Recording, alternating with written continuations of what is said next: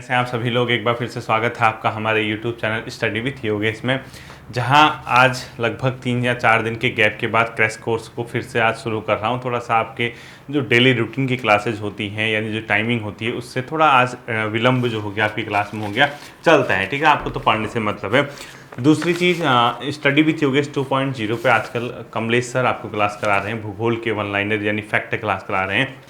तो आप लोग जिसको जियोग्राफी पढ़नी है, फैक्ट क्लास पढ़नी है, जब तक वो साथ में है तब तक वो आपको पढ़ाएंगे, तो मेरा भी थोड़ा आराम हो जाता है। तो आपको थोड़ा सा चेहरा भी आपका, मतलब जो बोर हो गए होंगे आप लोग मेरा चेहरा देख के, तो कमलेश सर अगर आपको पढ़ा रहे हैं तो उनको आपने देखना है, ठीक है। वो भी आपको बहुत अच्छे से पढ़ाएंगे। अब दूसरी चीज़ सुनना, नेक्स्ट वीक यानी ये जो अभी तो क्या फ्राइडे सैटरडे संडे मंडे, उसके बाद वाला जो वीक है, मतलब इस जो आने वाला है उसके अगले वाला जो वीक है, 7 से 8 दिन आपकी क्लासेस में डिस्टरबेंस रहना है, क्योंकि जून का मंथ, जून एंड है और मुझे घर जाना है किसी काम से, तो एक आध हफ्ते के लिए मैं छुट्टी पे हूँ, तो घर जाना है। तो इस दौरान बोर्ड के साथ तो मैं नहीं पढ़ा पाऊँगा, आप इतना बड़ा सेटअप ले जाके घर तो जाया नहीं जा सकता है। तो मैं ये सोच रहा था आप लोग मुझे एक सलाह देना, क्योंकि मैं क्लास तो स्किप नहीं करूँगा। ऑप्शन मेरे पास बचता है परीक्षावाणी कंप्लीट करने का, ऑप्शन मेरे पास बचता है करंट अफेयर कंप्लीट करवाने का आपको, ठीक है। क्योंकि करंट अफेयर में अगर बिना बोर्ड के भी फैक्ट के आधार पर बैठ के अगर समझा सकूंगा तो आपके लिए वो फायदेमंद ही सिद्ध होगा, आप उसको इजीली समझ पाओगे, ठीक है। या कोई अदर ऑप्शन जो आपके दिमाग में आ रहा है कि सर ये करा दीजिए, इस दौरान आप समझा दीजिए, किसी भी गाइडेंस करा दीजिए, गाइड करा दीजिए, ये कर दीजिए, वो कर दीजिए, जो भी है, क्योंकि आपका पेपर सितंबर से लगभग शुरू है आपके कांस्टेबल वगैरह, तब तक तो आपका ई क्रैश कोर्स हो ही जाएगा। तो 1 हफ्ते लगभग मैं छुट्टी में रहूँगा, तो उस दौरान आपको कौन सी क्लासेस चाहिए जो बिना बोर्ड के आप समझ सकते हैं। ऑप्शन में करंट अफेयर है, परीक्षावाणी कंप्लीट करने का ऑप्शन है, या कोई अदर ऑप्शन जो अपने स्तर पे आप लोग मुझे सुझाव देना चाहें, ठीक है, वो मुझे बता देना। आज देखिए क्रैश कोर्स का डे नंबर 22 आप लोगों के लिए है, और आज की क्लास इसलिए भी थोड़ा सा इंपॉर्टेंट है क्योंकि इसमें मैंने ये जो बजट सत्र है 2022-23 का उत्तराखंड सरकार का, उसके कुछ महत्वपूर्ण जो डेटा आपका आ सकता है एग्जाम में, उसको इंक्लूड किया है, ठीक है। अब हिंदी में आप लोग देखना, मैंने क्या सोचा कि 9th की NCERT, आज ये थोड़ा सा मार्कर आपका NCERT न्यू मार्कर है, तो इसलिए क्या लगेगा, थोड़ा डिम लगता है स्टार्टिंग में, ठीक है। 9th के NCERT में जो हिंदी साहित्य वाला पोर्शन आप लोगों के सिलेबस का है, यानी हिंदी साहित्य 9th क्लास के NCERT का, वो मैं करा रहा हूँ। और आज की क्लास के बाद एक ही टॉपिक शायद रसखान वाला है, 9th के NCERT के हिंदी साहित्य वाला आपका कंप्लीट हो जाएगा, इसके बाद रसखान बचता है। तो बाकी जितना इसमें दिया है वो देखते हैं, ठीक है। हरिशंकर परसाई जी आपके सिलेबस में एक टॉपिक लिखा है। हरिशंकर परसाई जी के बारे में क्वेश्चन जो है उतने ज़्यादा चांसेस नहीं है कि आपके एग्जाम में पूछेगा, ठीक है। पहले बता रहा हूँ मैं, देखो हरिशंकर परसाई जी के बारे में, ठीक है, बहुत ज़्यादा चांसेस नहीं है कि इनसे क्वेश्चन यहाँ पर आएगा। देखो ये सबसे पहले किस राज्य से बिलोंग करते हैं, बेसिकली मध्य प्रदेश इनका जो है जन्म स्थान है। मध्य प्रदेश में 1922 में इनका क्या हुआ था, जन्म हुआ था, ठीक है। जन्म वगैरह बहुत कम चांसेज नहीं पूछेगा, ऐसा नहीं पूछता आप लोगों से। जो आप लोगों से पूछेगा वो मैं बताता हूँ। इनका एक बहुत फेमस निबंध है, मैंने पहले भी कराए हैं। हरिशंकर परसाई जी का एक बहुत फेमस निबंध है, उसका नाम है प्रेमचंद के फटे जूते। प्रेमचंद के फटे जूते, ये किसका अपने आप में निबंध है, आप लोग बता दोगे किसका है, हरिशंकर परसाई जी का है, ठीक है। इसके अलावा इनकी कुछ प्रमुख कृतियां हैं, प्रमुख रचनाएं हैं, वो आप लोग लिख लीजिए। इनकी जो प्रमुख कृतियां हैं वो आप लोगों को लिखना है, ठीक है। पहला लिखो हंसते हैं रोते हैं, और पहले बता रहा हूँ कि यहाँ से क्वेश्चन आने का इस वाले टॉपिक से कम चांसेज है, ठीक है। हंसते हैं रोते हैं, और ये क्या है आप लोगों का, हरिशंकर परसाई जी का हिंदी साहित्य में आपका सिलेबस में दिया हुआ है, ठीक है। इसके अलावा जैसे उनके दिन फिरे, एक इनका कहानी संग्रह है, जैसे उनके दिन फिरे, जैसे उनके दिन फिरे, ये किसका कहानी, ब्रैकेट में क्या लिख देना, कहानी लिख देना, ठीक है। ये इनका कहानी संग्रह है, हरिशंकर परसाई जी का ये कहानी संग्रह है। इसके अलावा रानी नागफनी की कहानी, इसको इंपोर्टेंट कर देना, ये आ सकता है आपका पेपर, ठीक है। रानी नागफनी की कहानी, इसको थोड़ा सा स्टार कर देना, ये पेपर में आपका पूछा जा सकता है कि किससे संबंधित है, हरिशंकर परसाई जी से, ठीक है। इसके अलावा एक इनकी रचना और है तट की खोज, वो इनकी उपन्यास है। साथ ही साथ तब की बात और थी, ये भी इसके हैं, ठीक है। एक लिखो इनकी तट की खोज, उपन्यास लिख देना ब्रैकेट में, तट की खोज, इसके ब्रैकेट में लिखना उपन्यास। ये इनका क्या है, उपन्यास है। ठीक है, नेक्स्ट लिखना आपको तब की बात और थी। ये तब की बात और थी, ये भी कम चांसेस है पूछेगा। ठीक है, तब की बात और थी, ये तट की खोज को क्या कर दोगे, इंपोर्टेंट कर दोगे, स्टार लगा देना। ठीक है, अगला लिखना है भूत के पांव पीछे, ये भी इंपोर्टेंट है इनका। भूत के पांव पीछे। ठीक है, भूत के पांव पीछे भी इनकी क्या है, रचना है। नेक्स्ट इनकी रचना है बेईमानी की परत छोड़ दीजिए, पगडंडियों का जमाना, ये लिखना है आपको। एक इनकी ये है पगडंडियों का जमाना।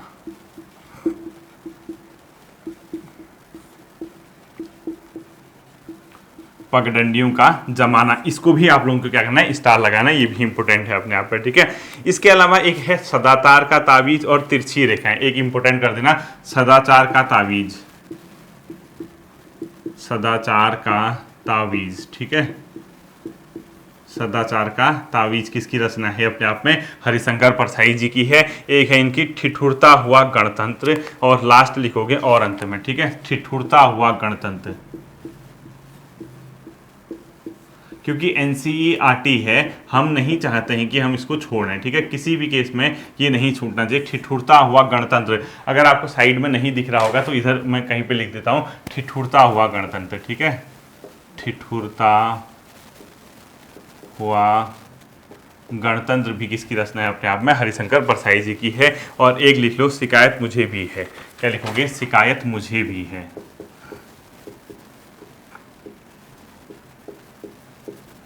शिकायत मुझे भी है, ये भी किसकी रचना है, हरिशंकर परसाई जी की है। इतना अगर आप लोग करते हो, एक तिरछी रेखाएं भी लिख लो, और वैसे हो जाएगा इतने से, अगर लिखना चाहते हो तो लिख लो तिरछी रेखाएं। इतना अगर आप करते हो तो हरिशंकर परसाई जी की अगर आपकी रचना आती है, इतने से आपका काम बन जाना चाहिए, क्योंकि ये एनसीईआरटी है। मैंने पहले कहा था कि एनसीईआरटी आपको देख के ही जाना है।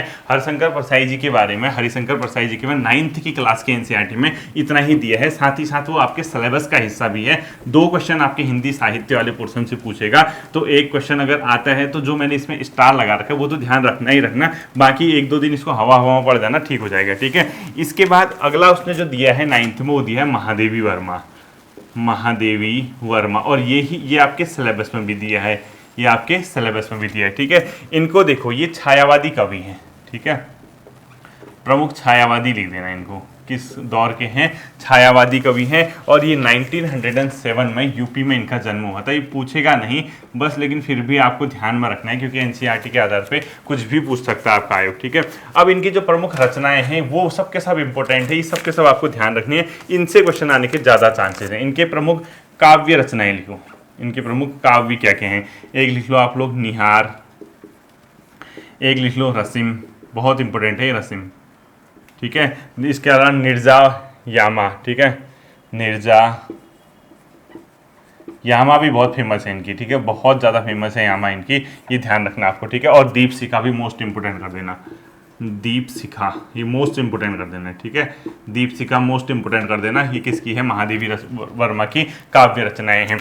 इसके अलावा उसमें जो दे रखे हैं कुछ प्रमुख अन्य रचनाएं, अतीत के चलचित्र, ये भी इंपोर्टेंट कर देना, यहाँ से इंपोर्टेंट। ठीक है, अतीत के, ये काव्य नहीं है। ठीक है, चलचित्र काव्य ऊपर वाले हैं। इसके अलावा स्मृति की रेखाएं और पथ के साथी, स्मृति की रेखाएं। ठीक है, इसके अलावा लिखो पथ के साथी, पथ के साथी लिखना है। ठीक है, इसके साथ साथ कुछ और आपकी इनकी इंपोर्टेंट है, एक है श्रृंखला की कड़ियां, ये सब इनकी गद्य रचनाएं हैं। क्या लिखोगे, श्रृंखला की कड़ियां, श्रृंखला की कड़ियां, और ये क्या है, सबके सब गद्य रचनाएं लिख लो, इनकी क्या है, गद्य रचनाएं हैं सबके सब। अगर पूछता है कि ये क्या है, ये गद्य हैं और एक काव्य रचनाएं हैं, और सबके सभी क्या है, इंपॉर्टेंट है। ठीक है, इन्होंने 2-3 पुरस्कार पाए हैं।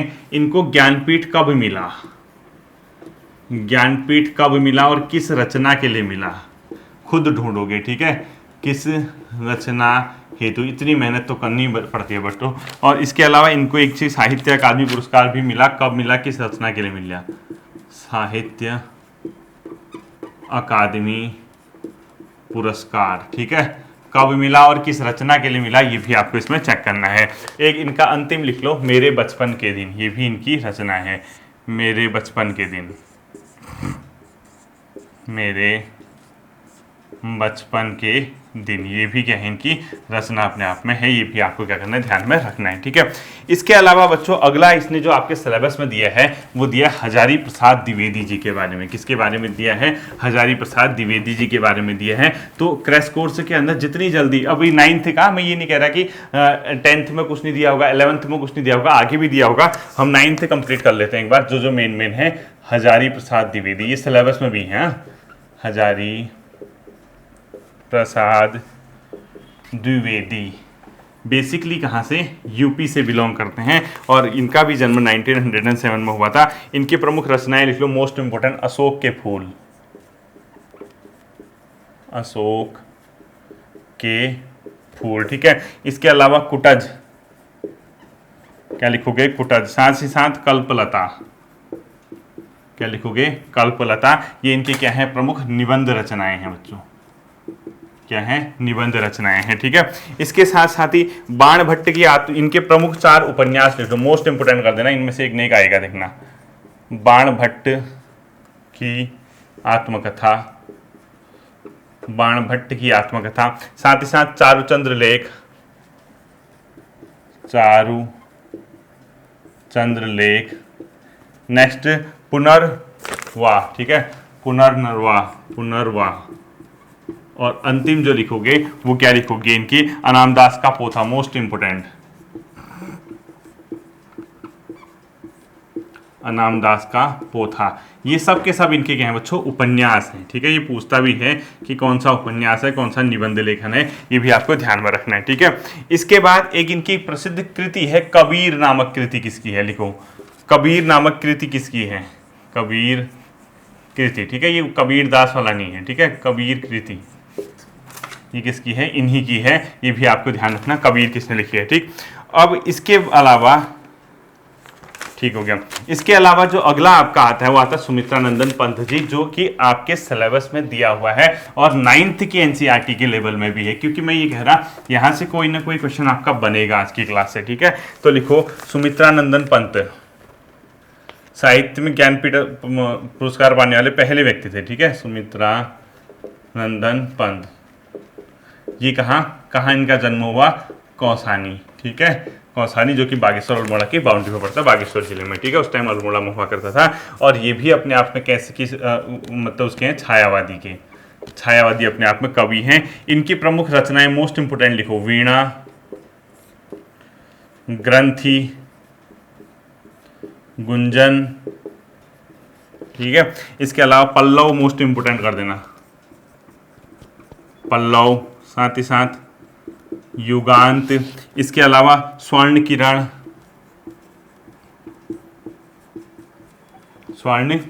साथ ही साथ स्वर्ण धूलि, ठीक है, स्वर्ण धूलि, ये भी किसकी है, सुमित्रानंदन पंत जी की है, ठीक है। और एक मोस्ट इंपोर्टेंट लिखना, काला और बूढ़ा चांद, मोस्ट इंपोर्टेंट कर देना, ठीक है, काला और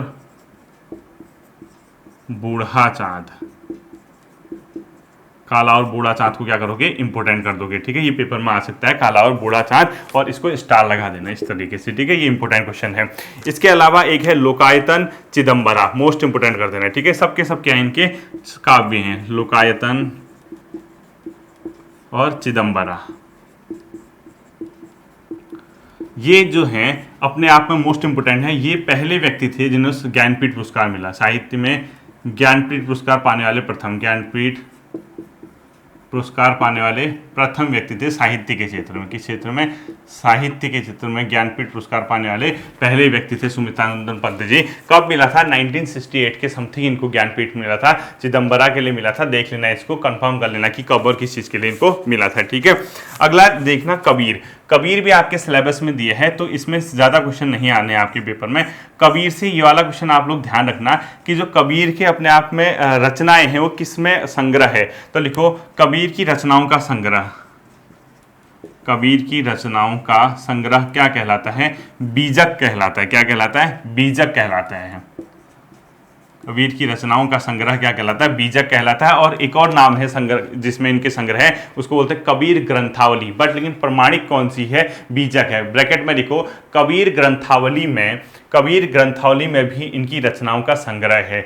कबीर ग्रंथावली में भी इनकी रचनाओं का संग्रह है तथा गुरु ग्रंथ साहिब में भी इनकी रचनाओं का संकलन है। मतलब दो जगह और मिलता है, एक किसमें? कबीर ग्रंथावली,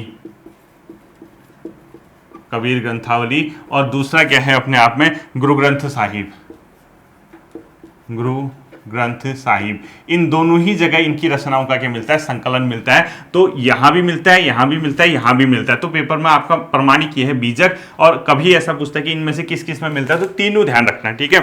इसके बाद एक और आपका दिया है सिलेबस में, जो 9th की भी किताब में मिला, और आज के दिन का वो अंतिम होगा, माखनलाल चतुर्वेदी जी के, ठीक है। माखनलाल चतुर्वेदी जी के 9th की क्लास में कितना आपका जो सिलेबस से मैच करता है, और 9th की एनसीईआरटी में क्या क्या दिया वो देख लेते हैं। माखन लाल चतुर्वेदी, ठीक है, माखनलाल चतुर्वेदी। इसमें क्या क्या दिया है देखो, एक है इनकी हिम किरीटनी, इनकी रचना लिखो, हिम किरीटनी। एक ही इनकी रचना है साहित्य देवता, साहित्य देवता। इसके अलावा हिम तरंगिनी, हिम तरंगिनी, ठीक है। इसके अलावा वेणुलो गुंजे, ये तो छोड़ दो, एक भारतीय आत्मा, हाँ ठीक है। ये तीन इसकी फेमस है इनकी, और इनको एक भारतीय आत्मा भी कहा जाता है। तो एक क्वेश्चन लिखो, किसे एक भारतीय आत्मा भी कहा जाता है? एक भारतीय आत्मा, एक भारतीय आत्मा, इस नाम से भी इनको क्या किया जाता है? संबोधित किया जाता है। तो माखनलाल चतुर्वेदी जी के बारे में अगर बहुत जन्म उन्होंने कुछ नहीं पूछने वाला आपका, इनकी हिम किरीटनी, साहित्य देवता, हिम तरंगिनी, एक भारतीय आत्मा किसे कहा जाता है? अगर पूछेगा एक भारतीय आत्मा कहा जाता है, लिखो इसको, ठीक है, कहा जाता है। इस तरीके से कुछ क्वेश्चन पूछ सकता है, आप लोगों को वहाँ पे क्या करना होगा? ध्यान में रखना होगा। ये था आपका हिंदी वाला पोर्शन। अब हिंदी के बाद तुरंत हम लोग क्या करते हैं? जीएस के सेक्शन की ओर आते हैं। पॉलिटी हम 9th शुरू कर रहे हैं आज से, ठीक है। यानी पॉलिटी 11th की मेन बुक कंप्लीट कर दी, 6, 7, 8 कंप्लीट हो चुके हैं। 9th में मैं जा रहा हूँ। तो देखो, संविधान सभा में प्रारूप समिति के अध्यक्ष कौन थे? ड्राफ्टिंग कमेटी के जो चेयरपर्सन थे, प्रारूप समिति के अध्यक्ष कौन थे? ये थे बच्चों आपको BR अम्बेडकर जी, ठीक है। लिखो BR अम्बेडकर जी, इसके क्या थे? भीमराव अम्बेडकर जी प्रारूप समिति के अध्यक्ष, यानी भीमराव अम्बेडकर जी इसके अध्यक्ष थे। अगला लिखो आप लोग, संविधान को कब अंगीकृत किया गया था? संविधान को कब अंगीकृत, अंगीकृत मतलब हमने स्वीकार किया था, ठीक है, एक्सेप्ट किया था। ये क्या था? 26 नवंबर 1949 को हम संविधान को अंगीकृत किया था। ये बहुत इंपोर्टेंट क्वेश्चन है। नेक्स्ट क्वेश्चन लिखना आपको, भारतीय राष्ट्रीय कांग्रेस की पहली महिला अध्यक्ष कौन थी? INC की पहली महिला अध्यक्ष, भारतीय राष्ट्रीय कांग्रेस की पहली महिला अध्यक्ष,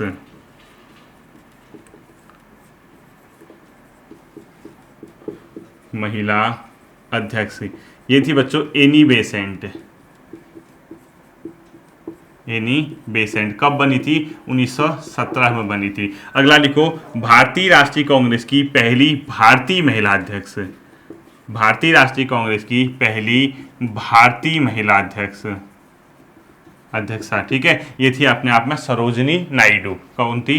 सरोजनी नायडू, पहली सरोजनी नायडू थी, ठीक है। यूपी की CM भी रही है, और ये 1925 में इसकी क्या बनी थी? अध्यक्षा बनी थी। ये भी आपको क्या मुझे पता होना चाहिए, ठीक है।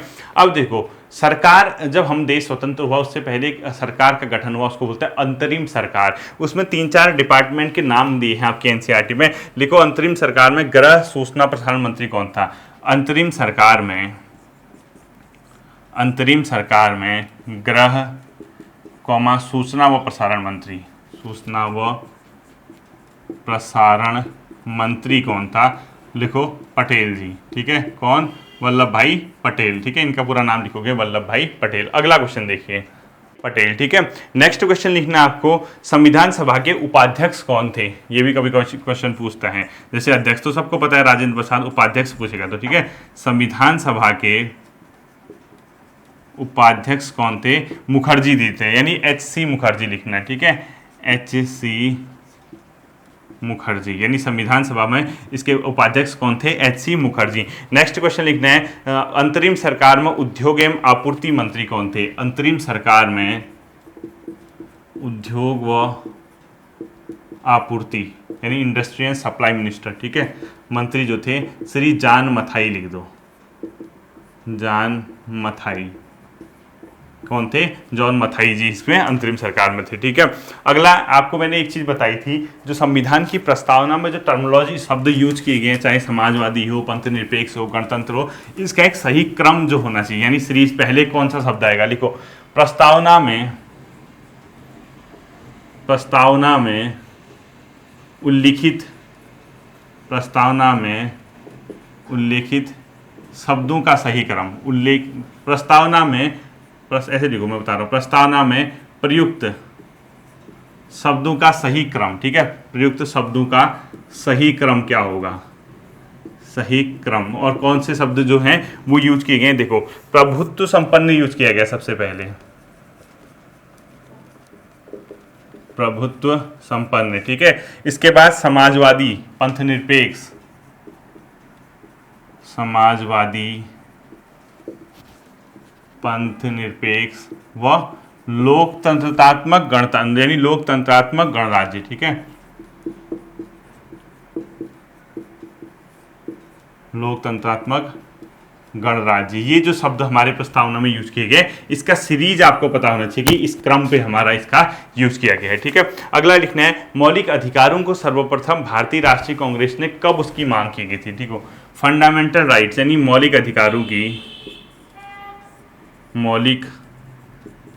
अधिकारों की सर्वप्रथम INC इंडियन नेशनल कांग्रेस द्वारा मांग, भारतीय राष्ट्रीय कांग्रेस द्वारा मांग कब की गई थी? 1931 में कराची अधिवेशन में इसकी मांग की गई थी। और एक कराची अधिवेशन के अध्यक्ष पूछता है पटेल, बहुत इंपॉर्टेंट, ठीक है, वल्लभ भाई पटेल लिख दो, सरदार वल्लभ भाई पटेल इसका अध्यक्ष थे, ठीक है, इसको ये आपको पता होना चाहिए। अगला लिखना है आपको, मतदान की आयु को 21 वर्ष से घटाकर 18 वर्ष कब और किस संविधान संशोधन द्वारा किया गया था? नहीं, वोट देने की एज पहले 21 साल हुआ करती थी, 21 साल से पहले आप वोट नहीं दे सकते थे। तो लिखो, मतदान की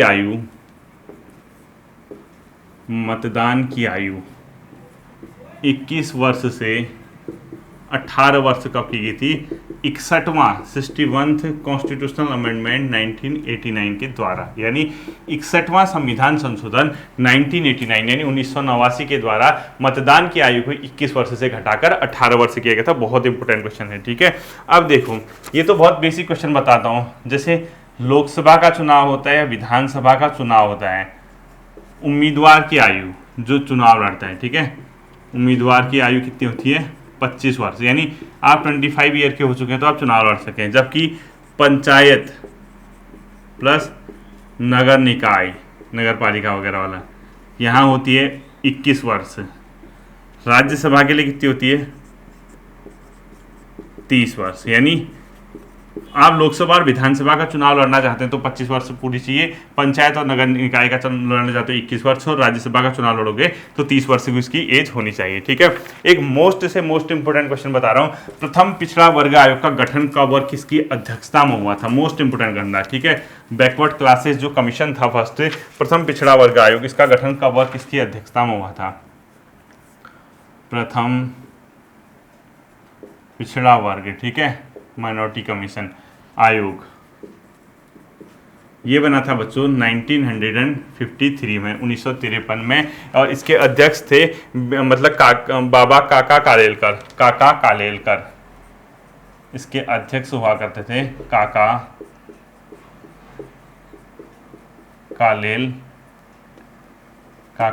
कालेलकर, इसके क्या थे? अध्यक्ष थे, ठीक है।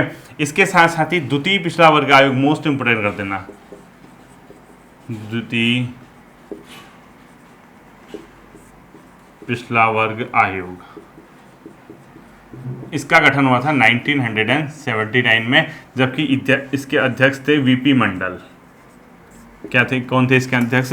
वीपी मंडल, इसको मंडल आयोग भी कहते हैं, ठीक है, वीपी मंडल इसके अध्यक्ष थे। और इसको ब्रैकेट में लिखो मंडल आयोग, और क्वेश्चन ऐसे भी पूछता है कि मंडल आयोग का संबंध किस चीज से रहा है, तो आप बताओगे पिछड़े वर्ग के लिए, यानी जो पिछड़ा वर्ग है उनको, जो सामाजिक और शैक्षणिक रूप से पिछड़ा वर्ग है, सोशली एंड एजुकेशन के रूप में उनको सरकारी नौकरी में 27% आरक्षण देने की जो सिफारिश की थी, स्पेशली जिसको आप अभी ओबीसी बोलते हैं, अदर बैकवर्ड क्लासेज, वो इन्हीं ने की थी। ठीक है, तो इसमें क्या इन्होंने सिफारिश क्या की थी, 1980 में एक सिफारिश की गई थी, 1980 में बैकवर्ड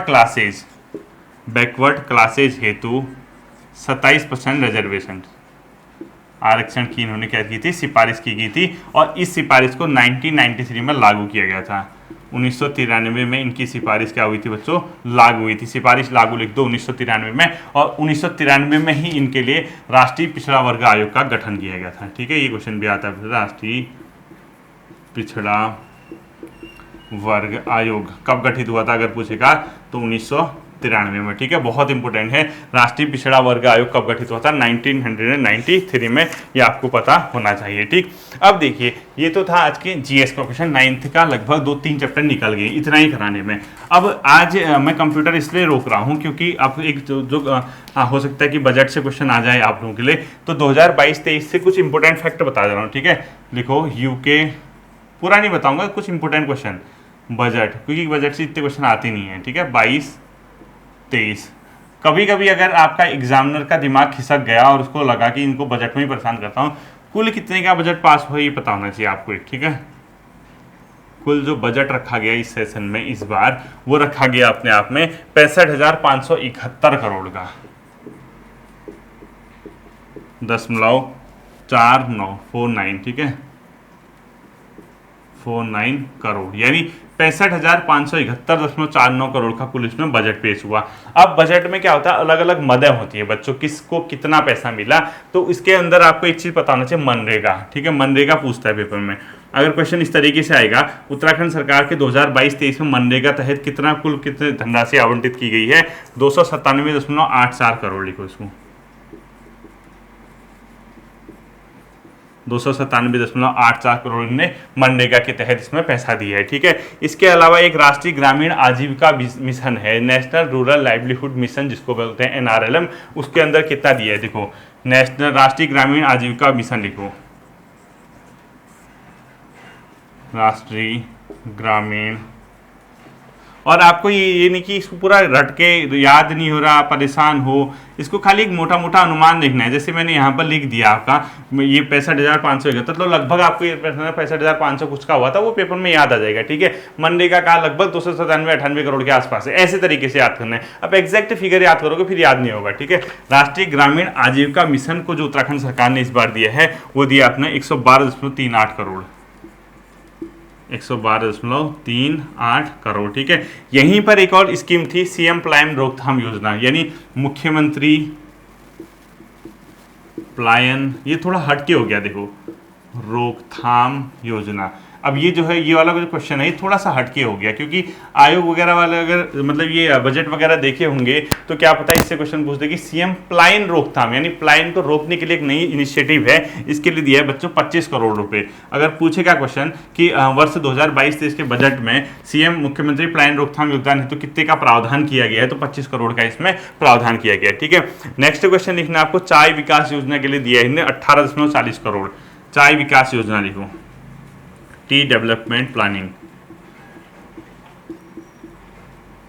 इसके लिए दिए हैं 18.40, यानी 18.40 करोड़ जो दिया इन्हें चाय विकास योजना के लिए इसमें दिया है। ठीक है, नेक्स्ट क्वेश्चन लिखना है आपको, सीएम एकीकृत बागवानी विकास योजना, सीएम एकीकृत बागवानी विकास योजना को कुल कितना दिया है वो देखना है। बस 8-10 फिगर हैं, 8-10 फिगर आपके सितंबर अक्टूबर तक याद हो जाएंगे, आपको परेशान होने की जरूरत नहीं है। ठीक है, अगला लिखना आपको, सीएम एकीकृत बागवानी विकास योजना, मुख्यमंत्री एकीकृत बागवानी विकास योजना, इसको जो टोटल आवंटित किया गया है ये किया अपने आप में 17 करोड़ रुपए, 17 करोड़। ठीक है, नेक्स्ट क्वेश्चन लिखे हैं, मुख्यमंत्री सीमांत क्षेत्र विकास योजना, सीएम मुख्यमंत्री सीमांत क्षेत्र विकास योजना, जो सीमांत यानी बाउंड्री से लगे हुए डिस्ट्रिक्ट हैं, ठीक है, क्षेत्र विकास योजना। इसके लिए जो बजट का प्रावधान किया गया है वो किया गया 20 करोड़ रुपए का। कितने का? 20 करोड़ का, ठीक है। नेक्स्ट क्वेश्चन लिखना है आपको, नंदा गौरा योजना जो आपके राज्य में चल भी रही है और पेपर में आती भी है। नंदा गौरा योजना, इसके तहत जो इस बार दिया गया है बच्चों वो दिए है 500 करोड़ रुपया। इसको इंपोर्टेंट कर देना, हाईलाइट कर देना इसको, ठीक है। नंदा गौरा योजना इंपोर्टेंट हो जाएगी, 500 करोड़ का प्रावधान किया गया है। अगला लिखना है आपको, सीएम महिला स्मार्ट सिटी योजना के तहत 25 करोड़ 205 करोड़ का, ये भी बहुत इंपॉर्टेंट है, स्मार्ट सिटी योजना,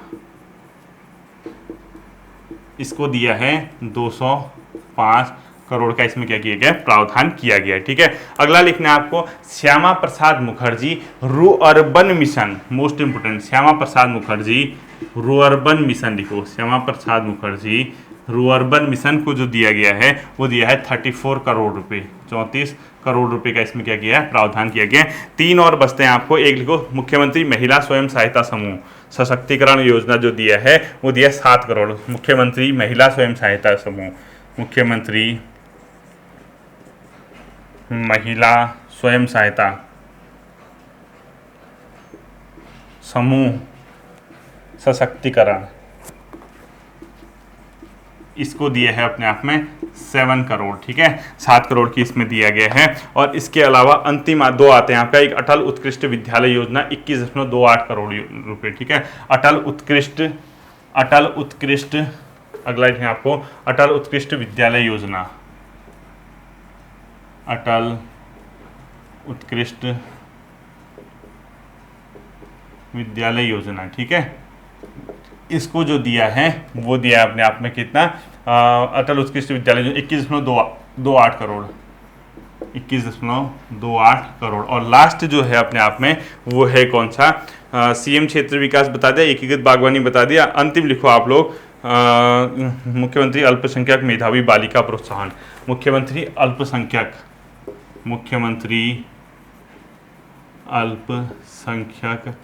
मेधावी बालिका प्रोत्साहन योजना, ठीक है, मेधावी बालिका प्रोत्साहन योजना। इसको जो दिया गया है वो अपने आप में दिया कितना? 3 करोड़ रुपया, ठीक है, ये दिए हैं अपने आप में 3 करोड़ रुपए। इतना अगर आप लोग देख पाते हैं, वैसे बजट से देखो क्वेश्चन आ भी सकता है, नहीं भी आ सकता। मनरेगा वगैरह, नंदा गौरा योजना ये है, इनसे क्या पता क्वेश्चन आपका पूछ दे। और ये डेटा आपके लिए 3-4 महीने, मतलब अभी ऐसा नहीं कि ये खत्म हो गया, 2-4 मतलब मान के चलिए 15-20 क्वेश्चन और मैं बजट के कराऊंगा इंपॉर्टेंट। तो मान के चलिए आपके एग्जाम तक बीच में बजट से क्वेश्चन आएंगे, क्योंकि अभी 1 साल तक जो एग्जाम होगा इसी बजट से क्वेश्चन आएगा। तो होपफुली ये बजट वाला जो सेक्शन है आप लोग इसको ऐसे ही रट्टा मार दोगे, बहुत टाइम है, रटने की ही चीज़ है आप लोगों के लिए। फिर से मिलेंगे अगले सेशन में, अपना ध्यान रखिए, थैंक यू।